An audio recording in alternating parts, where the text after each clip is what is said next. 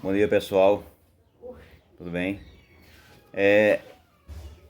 Nessa manhã eu gostaria de falar a respeito da grande tribulação. Tem uma dúvida aí de que você passa, que a gente passa ou não pela grande tribulação. Eu quero informar vocês que a gente passa pela grande tribulação, se estivermos vivos, é claro. Porque lá em Mateus, quando Jesus fala que ele vai vir como ladrão, ou seja, de repente, ele fala para quem vai morrer. Ele não fala na vinda dele. Ele fala que a vinda dele vai ser como ladrão para aquela pessoa que morrer, para aquela pessoa que for tragada. Então é de repente. Porque a morte a gente não espera, a gente não sabe o dia de amanhã. Daqui a 10 segundos, daqui a 20 segundos, a gente não sabe. Entendeu? Então ele fala que vai ser como ladrão, ou seja, de repente. Você está deitado e não imagina. Você está sentado, está fazendo alguma coisa, trabalhando, não imagina. Às vezes dá um infarto, dá alguma coisa, a pessoa morre. Mas a vinda de Jesus chegou para aquela pessoa. Mas a vinda de Jesus para buscar a sua igreja, os salvos, os separados, os que estão procurando se desviar do erro, do pecado. Entendeu? Porque pecado é pecado. Depende de qualquer prática. Mas se Deus fala que é pecado. Até uma palavra que o pessoal esquece, até a omissão é pecado. Ou seja, se eu sei que uma coisa é errado e eu deixo de falar, eu estou pecando. Porque até a omissão é pecado. E todos nós pecamos. Não é verdade?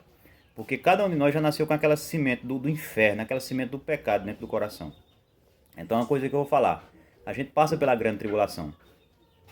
Quando João chega lá no céu, do sonho que ele tem, e naquela visão dele, ele fala: e eu cheguei lá e vi uma grande multidão, que ninguém podia contar.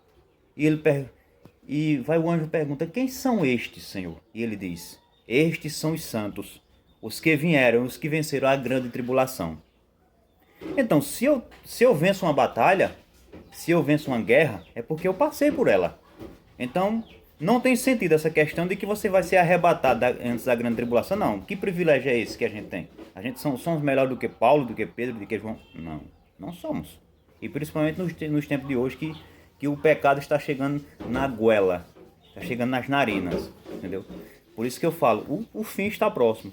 E vamos passar pela grande tribulação se estivermos vivos. Independentemente de que você concorde ou não. Mas é o que Deus diz. Se o que Deus diz é verdade, então é verdade. Essa questão que o pessoal fala, ideologia de gênero. Ah, se você é contra, você é homofóbico. Então, se for assim, Jesus é homofóbico. Porque na própria palavra diz que Jesus é contra. Diz que é abominação a Deus. Então, se ele fala que isso é pecado, então é pecado. Independentemente que eu concorde ou que você não concorde. Mas é. Pronto, voltando a essa parte da grande tribulação. A igreja vai passar pela grande tribulação. E depois que passar pela grande tribulação, será aprovado. Porque que graça teria? Que graça teria? O anticristo ia perseguir quem? Ele vai perseguir os seus? Isso é sem sentido. Ele vai perseguir a igreja. Vai perseguir o pessoal de Deus. Todo mundo hoje está aceitando essa palhaçada de ideologia de gênero naturalmente. Só quem não está aceitando é a igreja de Cristo. Por quê? Porque a palavra diz que é errado. Se Deus diz que é errado, então é errado. Aí o pessoal quer ir no oba-oba. Quer ir no oba-oba. Por isso que Deus diz: muitos serão chamados, mas poucos escolhidos. Ou seja, dos que são chamados, poucos ainda serão escolhidos. Poucos ainda serão escolhidos. Porque não me entra na cabeça, e isso é totalmente errado, uma pessoa falar que é cristão, ou que serve a Deus, e vota na esquerda.